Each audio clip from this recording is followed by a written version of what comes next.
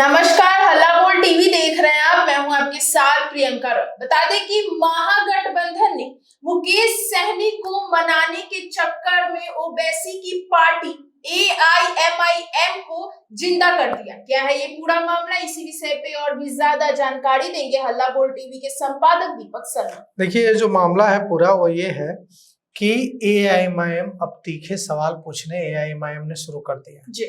AIMIM ने पूछा है कि मुकेश सहनी को तो आपने डिप्टी CM बना दिया, जिनकी मल्लाहों निषादों की जो संख्या है वो है 2.5 से 3%, और मुसलमान जो बिहार में 18% है, उनका क्या?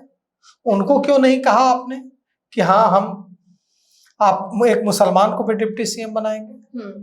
इसका मतलब यह है कि AIMIM पूछ रहा है कि इसका मतलब यह है कि आप मुसलमानों को ग्रांटेड लेते हैं।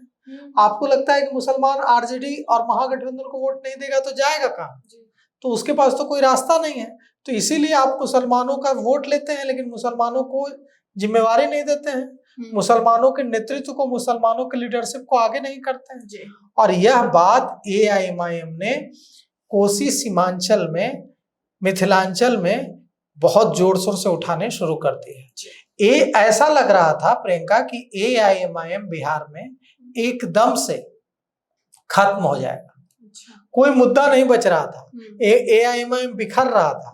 लेकिन जैसे ही महागठबंधन ने मुकेश सहनी को डिप्टी CM घोषित किया है, AIMIM फिर से उठने लगा है। आपने एकदम सही कहा कि मुकेश सहनी के डिप्टी CM घोषित होने से AIMIM असदुद्दीन ओवैसी की पार्टी फिर से जिंदा होने लगी, क्योंकि वे मुसलमानों के बीच जा रहे हैं और सवाल पूछ रहे हैं कि लालटेन में तेल की तरह कब तक जलोगे,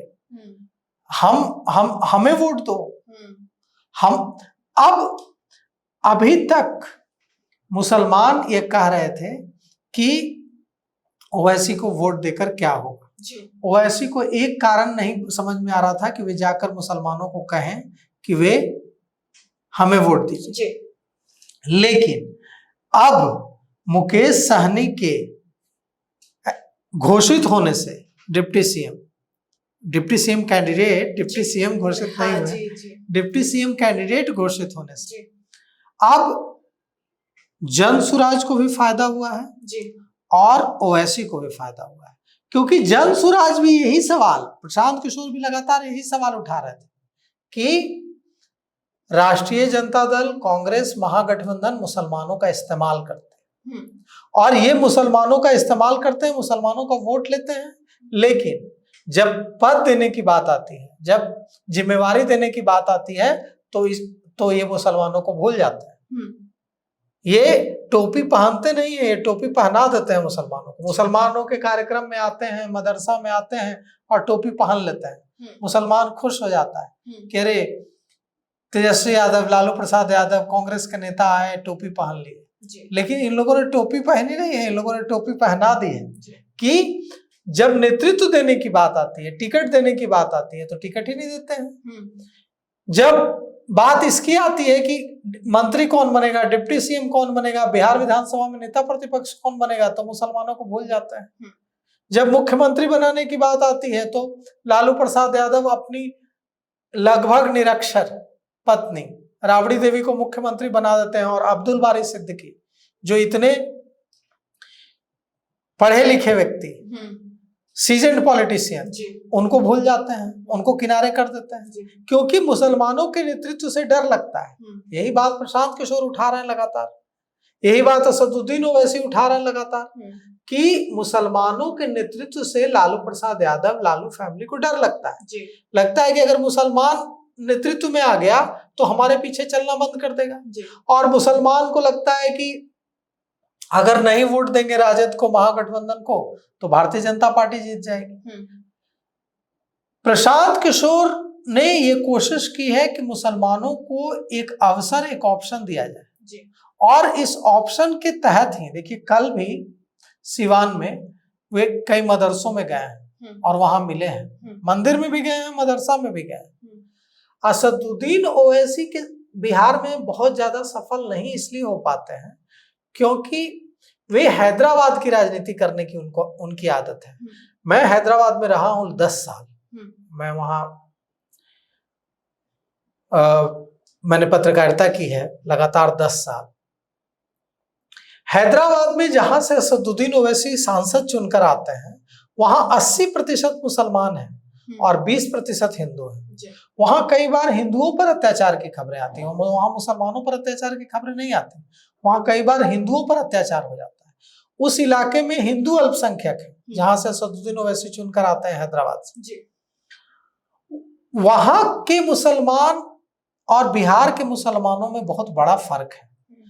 वहां के मुसलमान कट्टर हो सकते हैं, मैं ऐसा नहीं कह रहा कि हैदराबाद के सारे मुसलमान कट्टर हैं। मेरे बहुत अच्छे मित्र हैं कुछ वहां जो एकदम सहिष्णु हैं, टॉलरेंस है उनके अंदर, जो दूसरे मजहबों का पूरा सम्मान करते हैं। ऐसे कई मेरे मित्र हैं हैदराबाद। लेकिन बिहार में ऐसे मुसलमानों की संख्या, तादाद बहुत बड़ी है। बिहार का मुसलमान सेक्युलर है। बिहार का मुसलमान गंगा जमुनी तहजीब वाला है।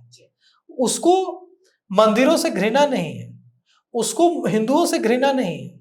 वो, मुझे याद है प्रियंका कि मेरे गांव में जब मैं छोटा था, बच्चा था, तो मंजर आलम, जिनको हम लोग बच्चा लोग मंजर बाबा कहते थे, उनकी राशन की दुकान थी।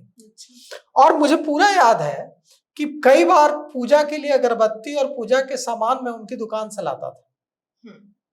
मेरी चाची कहती थी कि जाओ उनके पास से ले आओ, मैं खरीद के लाता था। किसी को कोई आपत्ति नहीं होती थी कि ये जो पूजा की सामग्री आ रही है ये मंजर आलम की दुकान से आ रही है। ये बिहार है जो कि आपको नहीं मिलेगा। ये जो कल्चर है कि ये आपको दूसरे कई राज्यों में नहीं मिलेगा जो बिहार में है। तो बिहार में का जो ऐसा समाजवादी ताना बाना है, ये ताना बाना हिंदू मुसलमानों में कट्टरता का प्रतीक नहीं है, ये हिंदू मुसलमानों में सौहार्द का प्रतीक है। इसीलिए एआईएमआईएम की दाल यहां नहीं गल पाती है, क्योंकि एआईएमआईएम जो है वो उस कट्टर हिंदू, जैसे कट्टर हिंदुत्व है ना, हार्डकोर हिंदुत्व, वैसे ही वो कट्टर मुसलमान आइडियोलॉजी के साथ आगे बढ़ता है, कट्टर इस्लाम आइडियोलॉजी के साथ आगे बढ़ता है। जो असदुद्दीन ओवैसी के जो भाई हैं छोटे, चंद्रयान गुट्टा से विधायक हैं हैदराबाद में एआईएमआईएम के, वे जेल जा चुके हैं इस आरोप में कि उन्होंने हिंदू देवी देवताओं को अपनी पार्टी के कार्यक्रम में भद्दी गालियां दी थी।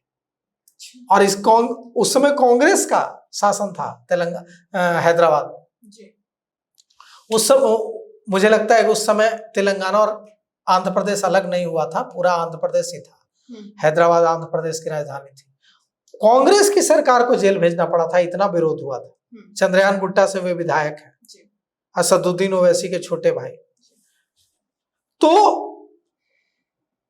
वहां का मुसलमान इस बात पर तालियां बजाता होगा कि हाँ, हमारा जो है नेता वो ऐसी बातें कर रहा है, मजहबी जो सौहार्द है जो उसको तोड़ने वाली बातें कर। बिहार का मुसलमान इसको पसंद नहीं करता। धार्मिक सौहार्द के साथ वो जीना चाहता है। मुझे और एआईएमआईएम को अब यह बात समझ में आने लगी है कि यहाँ बिहार में वो कट्टरता नहीं चलेगी, यहाँ का मुसलमान सेक्युलर मुसलमान। तो इसीलिए आपने देखा होगा कि बकरीद के पहले एआईएमआईएम के जो अध्यक्ष हैं बिहार के, अख्तरुल इमान, उन्होंने एक ये जारी किया था पत्र, उसमें अपील की थी कि हमारे हिंदू भाई जो आसपास हमारे रहते हैं उनको दिक्कत ना हो, ऐसे बकरीद बनाई जाए, गंदगी न फैलाई जाए, ऐसे कुर्बानी न दी जाए जिससे उनको दिक्कत हो। जो जैन भाई हैं, जो हिंदू भाई हैं, उनका ध्यान रखा जाए। तो एआईएमआईएम को आना पड़ा इस लाइन पर बिहार में। ये उनकी हैदराबाद में लाइन नहीं है, मैं जानता हूँ उनकी हैदराबाद में ये लाइन बिल्कुल नहीं है, लेकिन उनको अपनी लाइन बिहार में बदलनी पड़ी। तो अब सवाल उठता है कि मुसलमान मुकेश सहनी को डिप्टी सीएम घोषित किए जाने से नाराज है और ये दोधारी तलवार हो गई है महागठबंधन के लिए। जो निषाद जाति को खुश करना चाहते थे तेजस्वी यादव और अपने साथ जोड़ना चाहते थे, वो तो खुश हो गए। उस 2.5-3% की जो आबादी है उसमें से मान लीजिए कि आधा एनडीए के साथ, क्योंकि निषाद जाति परंपरागत रूप से एनडीए की वोटर है। तो मान लीजिए कि कुछ, क्योंकि घाटों को लेकर उनकी यादवों से लड़ाई रहती है, तो वे यादवों के साथ जिनसे उनकी लड़ाई रहती है घाटों को लेकर, उनके साथ बहुत ज्यादा कंफर्टेबल महसूस नहीं करते। तो मान लीजिए अब अगर चले भी जाते हैं, उनमें से कुछ आधा हिस्सा चला जाता है तेजस्वी यादव के साथ, महागठबंधन के साथ, तो मुसलमान तो दुखी हो गया ना मुकेश सहनी के घोषित होने से। मुसलमान को लग रहा है कि अरे तो प्रशांत किशोर ठीक बात कर रहे हैं। अगर ओवैसी की कट्टरता को बिहार का मुसलमान नहीं एक्सेप्ट करने के लिए तैयार है, एकदम साफ हो गया। लेकिन प्रशांत किशोर की बात तो सही लगेगी ना, क्योंकि प्रशांत किशोर तो कह रहे हैं बिहार के मुसलमानों से कि कब तक लालटेन में तेल बनकर जियोगे। और जो आपने शुरू में बातें कही कि असदुद्दीन ओवैसी की पार्टी एआईएमआईएम को मुकेश सहनी को डिप्टी सीएम घोषित कर जिंदा कर दिया गया, वो बात भी सही है। अब एक मुद्दा हो गया, अभी तक असदुद्दीन ओवैसी के पास कोई मुद्दा नहीं था, अब एआईएमआईएम के पास एक मुद्दा हो गया। वारिस पठान ने कही भी ये बात कि आप मुसलमानों को बिहार में ग्रांटेड लेते हैं, तो मुकेश सहनी के डिप्टी सीएम घोषित होने से जितना फायदा होता महागठबंधन को, उससे ज्यादा महागठबंधन को नुकसान हो रहा है, क्योंकि बिहार का मुसलमान निराश हो रहा है महागठबंधन से, राष्ट्रीय जनता दल से। तो सुना आपने, इन सबको लेकर आपकी क्या राय हमें कमेंट बॉक्स में बताओ। और इस पेशकश में इतना ही। आगे की खबर देखने के लिए बने रहे हल्ला बोल टीवी के साथ। धन्यवाद।